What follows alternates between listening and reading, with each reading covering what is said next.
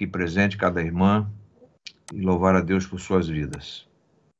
Eu queria começar agradecendo com vocês porque hoje eu fiz a minha última prova na gestão ambiental da Universidade Metodista de São Paulo, EAD, e praticamente estou formado, né? Só faltam 2 trabalhos, proformas, né? E então eu acredito que lá para o dia 20 eu já tenho a resposta, né?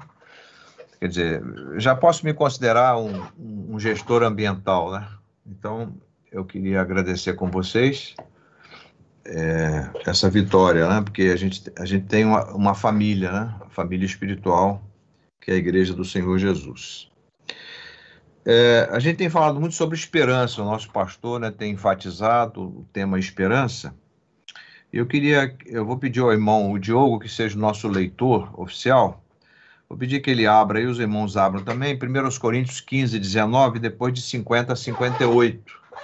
Que o irmão Diogo proceda essa leitura para nós, depois nós vamos orar. Capítulo 15, o verso 19, depois os versos 50 a 58. Esse texto é um texto apologético, né, de defesa da ressurreição, da ressurreição dos crentes a partir da ressurreição de Cristo, né? Da obra dele. Então, capítulo 15 de 1 Coríntios, verso 19 e de 50 a 58.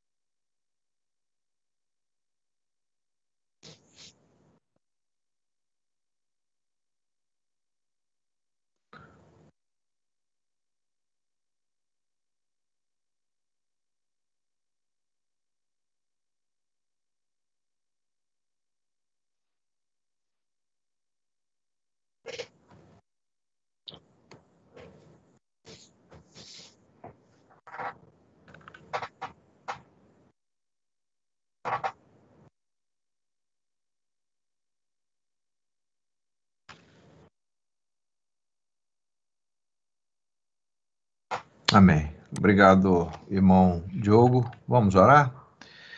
Pai, nós te agradecemos a noite deste dia, nós te agradecemos a nossa reunião, nosso encontro, nosso culto ao Senhor.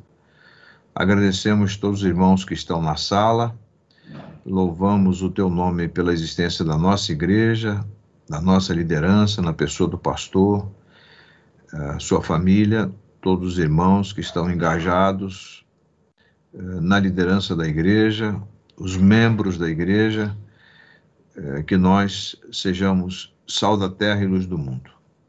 Obrigado pela leitura da tua palavra, aplica a nossa vida e que esta palavra se torne em nós atitudes e ações que magnifiquem e exalte o teu nome. Muito obrigado, Senhor. Guarda cada irmão, cada irmã, edifica a tua igreja, santifica o teu povo. Abençoe o Brasil de norte a sul, de leste a oeste. Vamos ver uma avalanche de amor, de unidade, Deus, de pregação do Evangelho, de moralidade bíblica, de equilíbrio, moderação, e tu possas, ó Deus, construir um novo país, que as pessoas que estão passando necessidade possam ter suas necessidades supridas. Tu és o Senhor de todas as coisas. Confiamos em Ti, Tu és a nossa esperança. Em Ti somos mais que vencedores. Fica conosco, guarde o nosso pastor na sua viagem, sua comunhão com os familiares. O Senhor os abençoe ricamente. E fica conosco, unge os nossos lábios, nosso coração. Obrigado por tudo, em nome de Jesus. Amém. Amém. Amém. Amém. Cristo, ele é o nosso rei, né? Ele é a nossa esperança. E isso é que acalma o nosso coração, sossega o nosso coração. Quando Lutero foi perseguido pela Igreja Romana, ele, como os irmãos já sabem, né? Ele gostava muito do Salmo 46, e com base na sua experiência do Salmo, ele escreveu: Castelo forte é o nosso Deus, espada e bom escudo, né? Com seu poder defende os seus em todo transe agudo. O Senhor Jesus Cristo é a nossa esperança, é a razão da nossa vida, da nossa existência, porque sem Ele nada que foi feito se fez. E saber que Jesus Cristo é o mesmo ontem, né? Ele é o passado, mas Ele também é hoje, é o presente, e Ele é também eternamente o futuro. Está lá em Hebreus 13:8. E este mesmo Jesus, que é a nossa esperança, é o nosso Rei, ele tem os três ofícios, né? Ele é o profeta que trouxe a palavra do Pai a cada um de nós. Ele é o profeta que traz o recado de Deus para nós. Ele é o profeta que fala do Pai ao nosso coração. Ele é o sacerdote, o mediador, o único mediador entre Deus e os homens. Ele é o sumo sacerdote. Ele é aquele que a si mesmo se ofereceu por nós. Ele é o diácono maior. Ele é o servo maior.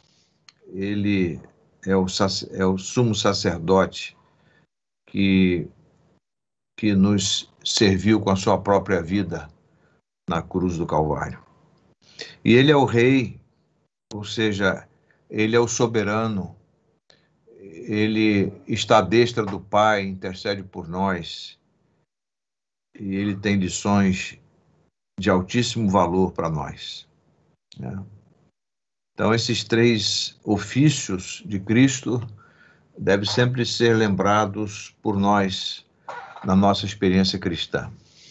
Introduzindo o assunto, eu gostaria de lembrar aos irmãos daquela experiência de Simeão ao ver o menino Jesus. Queria pedir aos irmãos que abram lá em Lucas, capítulo 2.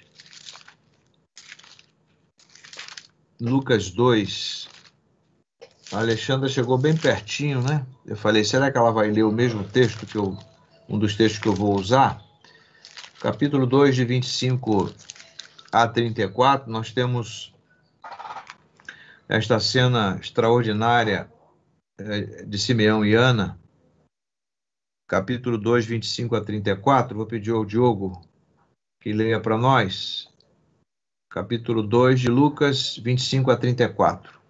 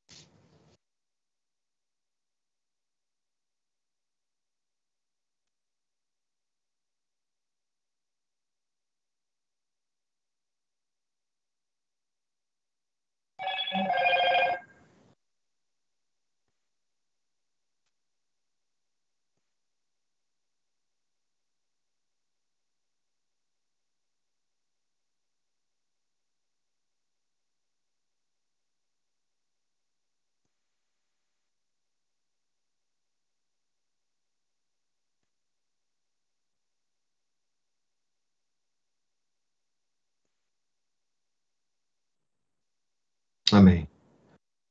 Até o 34. Obrigado, Diogo. Até o 34.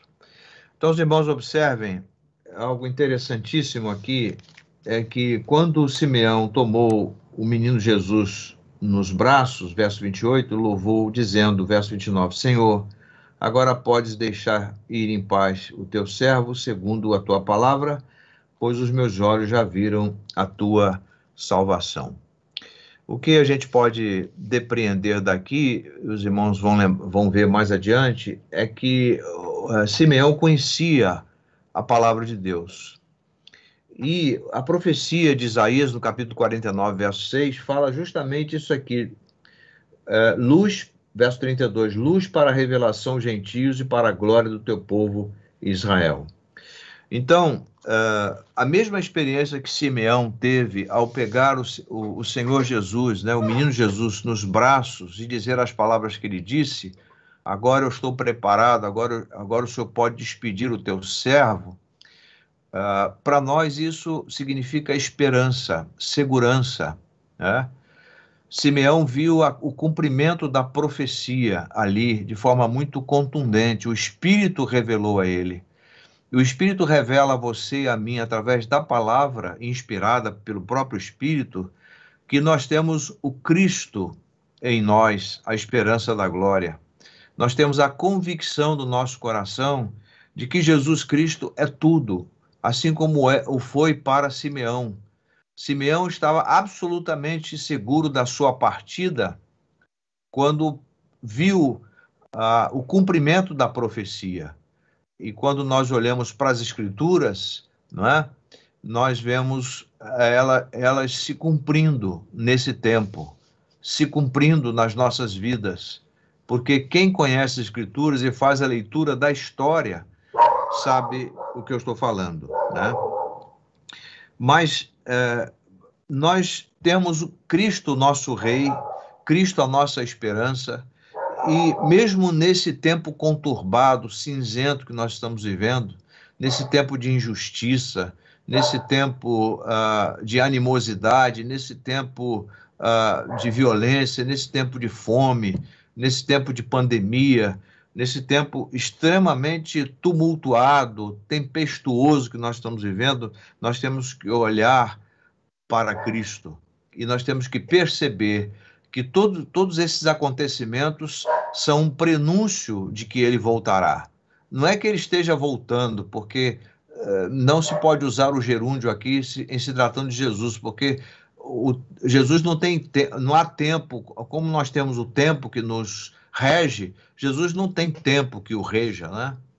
Então, ele não está voltando, ele voltará, né? É certo que ele voltará.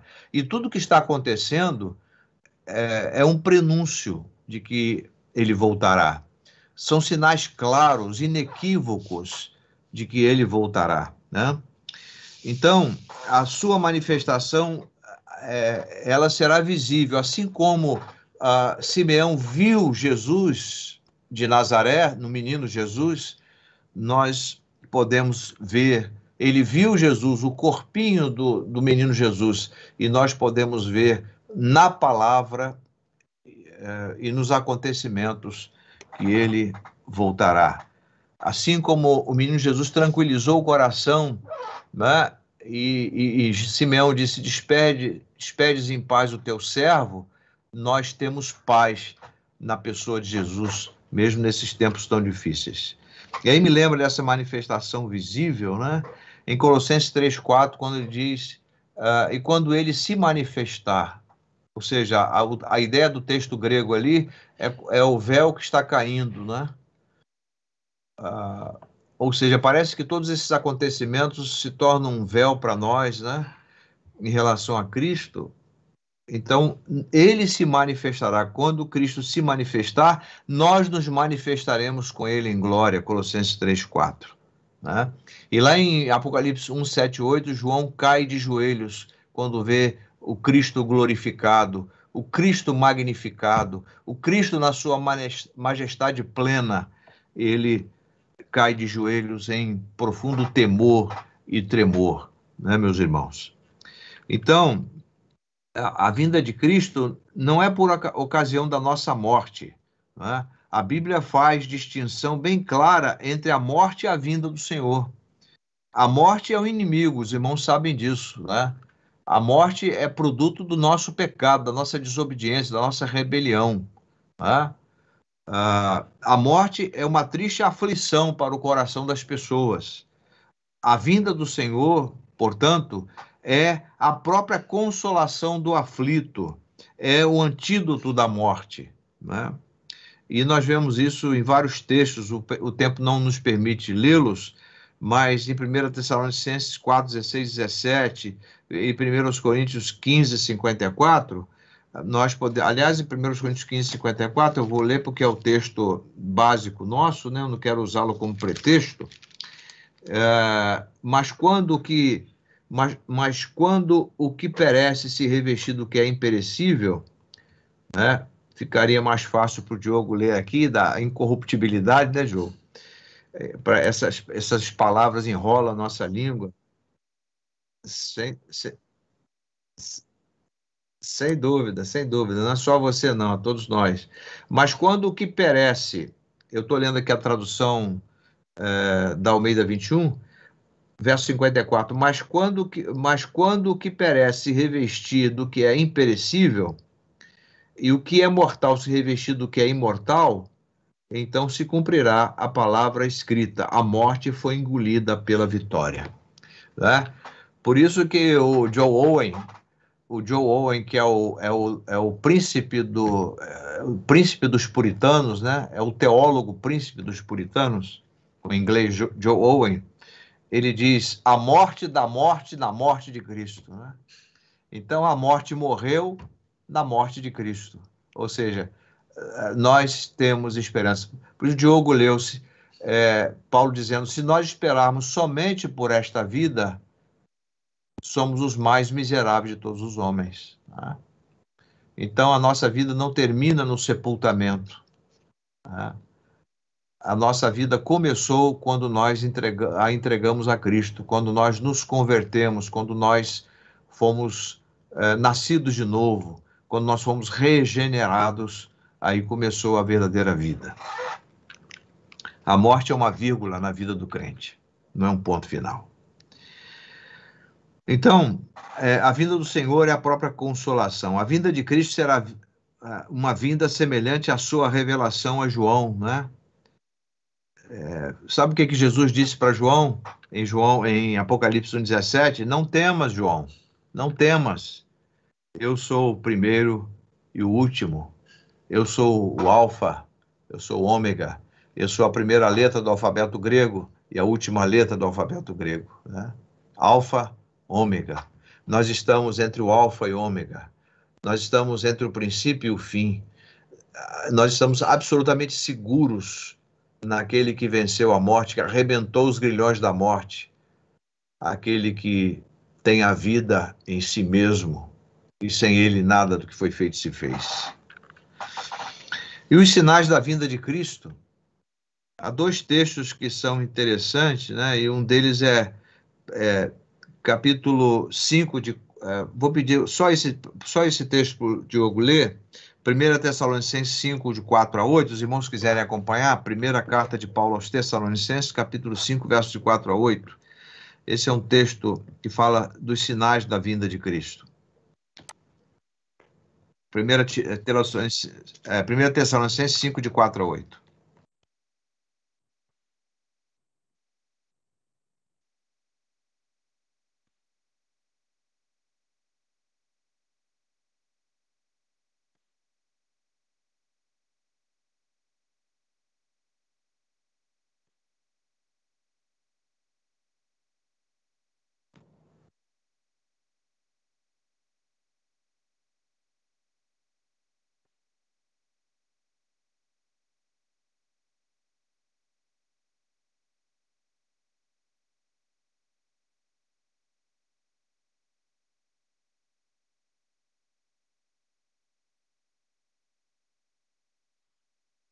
Exatamente. A esperança da salvação. E quem é a esperança da nossa salvação? Jesus Cristo. E Paulo está dizendo, irmãos, nós temos que ser sóbrios. Né? Nós temos que ser sóbrios. Nós não somos da noite, nós somos do dia. Nós não somos das trevas, nós somos do dia, nós somos da luz. E por isso que Jesus disse: vós sois o sal da terra e luz do mundo. E nós temos que brilhar a luz de Cristo. Nós somos luzeiros, está lá em capítulo 2 de Filipenses, de 14 em diante. Somos luzeiros do mundo, né? As mudanças políticas, os acontecimentos das grandes visões de Daniel, ao que parece, quando Daniel fala dos tempos futuros, já ocorreram quase todas, praticamente todas. Os grandes impérios que existiam já acabaram, né? Os sinais relacionados com os judeus também têm sido notáveis, e a volta dos judeus para Jerusalém, né, a volta para a Terra Prometida, é um dos sinais de que Jesus voltará. Os sinais intelectuais não são menos claros. Estão aí o ceticismo, o secularismo, a relatividade, né, dos padrões da família. Nesse mundo pós-moderno é o sentimento que impera e não a verdade. Cada um tem a sua verdade, né? E nós estamos vendo o ateísmo muito, muito preponderante, contundente, né? O ceticismo está aí também nas redes sociais. Nós estamos vivendo esse tempo, né?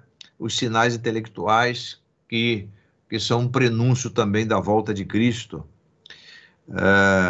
Também nós temos os sinais do campo religioso. Por exemplo, nós estamos vivendo a mornidão e o mundanismo na igreja. Tá? Também o que é positivo aqui agora é a intensa busca de santidade por um bom número de irmãos e um poderoso movimento missionário. Também são características dessa era e sinais proféticos que apontam para o dia do Filho do Homem, de que ele voltará. Existe uma crescente expectativa para com a vinda de Jesus. Há muita especulação sobre a vinda dele. Há muitos erros na leitura das profecias. Nós temos que ser sóbrios, irmãos, nós temos que ser sábios, nós temos que ser moderados, né? E nós aguardamos a vinda do Senhor. Eu gosto muito de Romanos 13, 12. Eu vou ler esse texto aqui. Romanos 13, 12. O apóstolo Paulo diz: a noite já é avançada e o dia se aproxima, ou seja, o dia da volta de Cristo.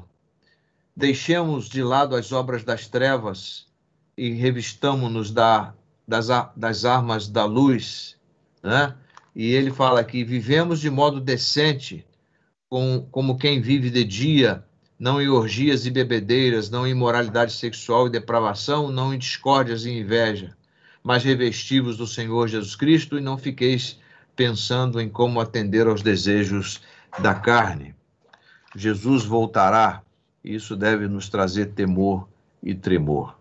A esperança da sua volta. E por último, as bênçãos da vinda de Cristo. Estou caminhando para o final. A vinda de Cristo nos trará o próprio Jesus. Lembram quando Jesus, depois do Pentecostes, assuntou aos céus?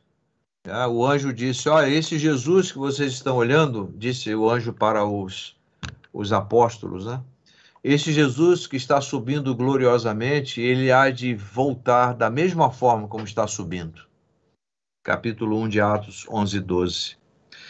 Ele nos trará o reencontro com os amigos, com os irmãos. A vinda de Jesus nos dará um espírito restaurado e conformado à sua imagem, sem falhas, sem defeitos nem imperfeições, não mais suscetível às tentações, não mais, ou seja, incapaz de pecarmos, agora inundados de inexprimível bem-aventurança, felicidade. Teremos corpos perfeitos, irmãos. Corpos perfeitos.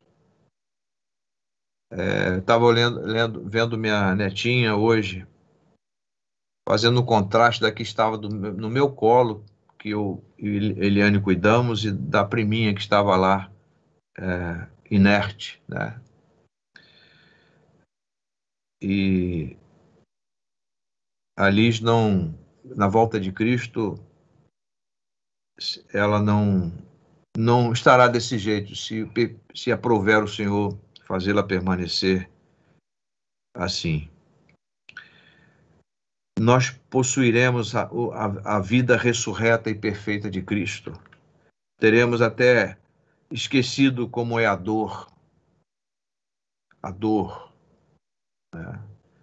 Passaremos a ter uma força ilimitada. Nosso coração vibrará com a plenitude da vida imortal. As noções de distância e espaço serão aniquiladas. Não haverá mais passado, nem presente, nem futuro. Entraremos na eternidade, no não-tempo. Com a vinda de Cristo, teremos o mais elevado e maravilhoso serviço. Quando Alexandra leu o texto de Maria, eis aqui a tua serva, o mais elevado e maravilhoso serviço na volta de Cristo. A vinda de Cristo representará o banimento de Satanás. E nessa ocasião ele será amarrado e acorrentado. Esse inimigo cujo ódio e poder mantiveram o mundo cercado de trevas e infelicidade durante eras e eras.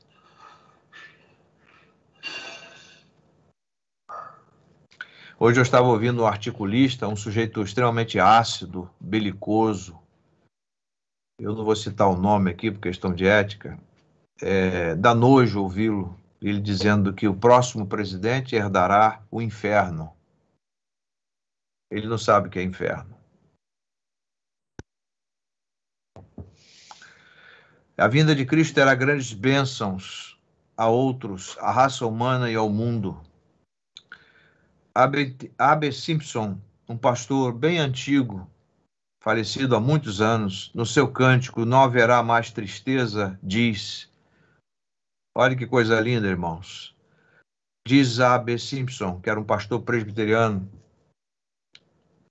não haverá mais choro, não haverá mais dor, não haverá mais morte, não haverá mais mácula.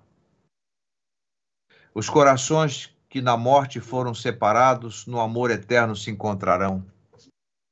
As vidas que no altar foram consagradas, erguer-se-ão para receber as coroas.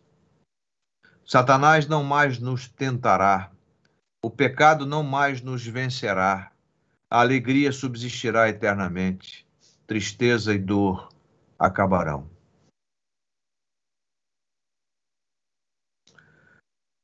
Apressa-te, doce manhã de gozo, apressa-te, Senhor amado, suplicamos, dissipa esta noite de tristeza, apressa o dia celestial. Jesus, estamos aqui vigilantes, ansiando pela tua volta, assim se encerrará nossa noite de pranto, e então chegaremos ao verdadeiro lar. Eu estava dizendo hoje sobre amigos, né? No Facebook botei lá hoje, e eu disse assim, o verdadeiro amigo está conosco na dor. O verdadeiro amigo ou amiga, né? Está conosco no choro e também na alegria. O verdadeiro amigo não se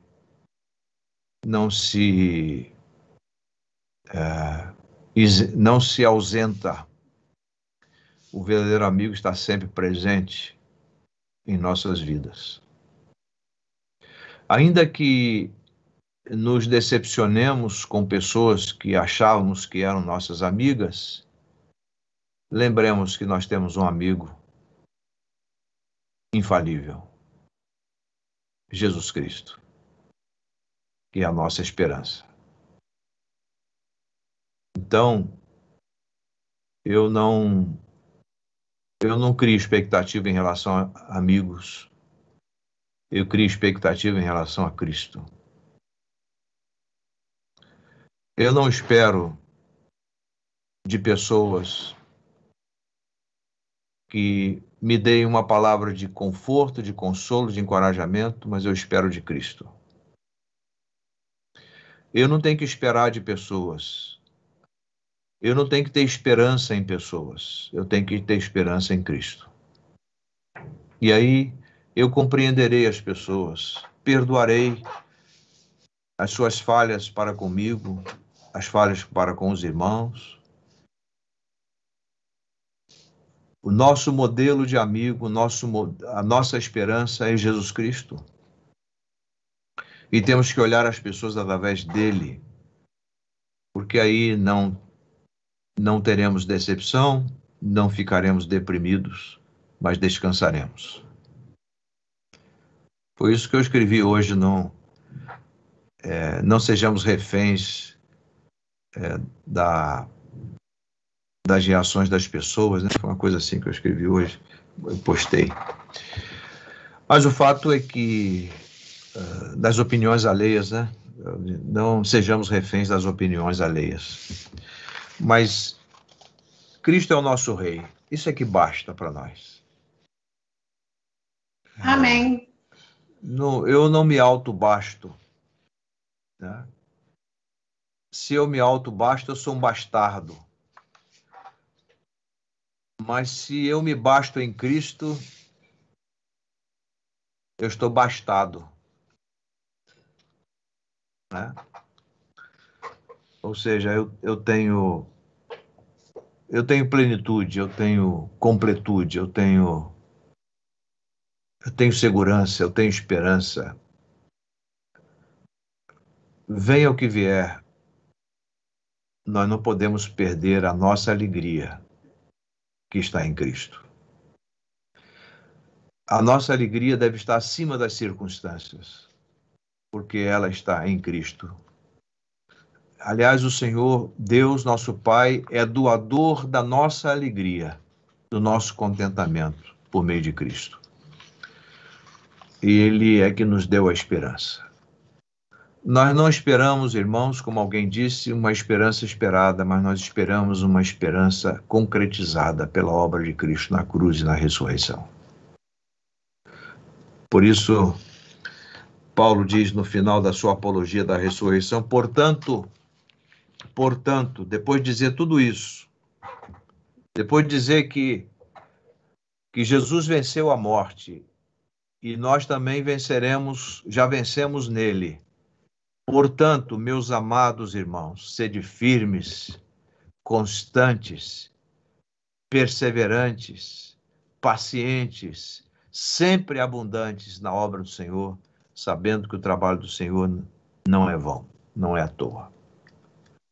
Porque o trabalho do Senhor está calcado na esperança, na certeza de que Ele voltará para dizer a cada um de nós, servo, serva, bom, boa e fiel. Você foi fiel no pouco, sobre o muito colocarei você. Entra no gozo do teu Senhor. Pai, obrigado, porque Jesus é o nosso Rei e a nossa esperança. Ele é o alfa e o ômega, o princípio e o fim. Ele é o mesmo ontem, o mesmo hoje e o mesmo eternamente. Obrigado, porque a nossa esperança está nele. Ele é o nosso amigo infalível, incomparável, insubstituível, perfeito, absolutamente sensível, empático às nossas lutas. Obrigado por esta convicção. Obrigado por cada vida preciosa aqui e continuas a nos brindar com a tua presença de esperança. Cristo em nós, a esperança da glória. Obrigado, Senhor. Continues conosco e ensine-nos a caminhar cada dia, confiando na suficiência do Senhor Jesus Cristo, a nossa única esperança. Em nome de quem nós oramos e agradecemos. Amém. Amém. Obrigado, irmãos. Amém. Obrigado. Amém. Obrigado, irmã Alexandra. Passo a palavra para ela. Amém, glória a Deus. Eu queria, encerrando nosso culto, queria pedir à irmã Herodias agora que fizesse a oração de encerramento do nosso culto.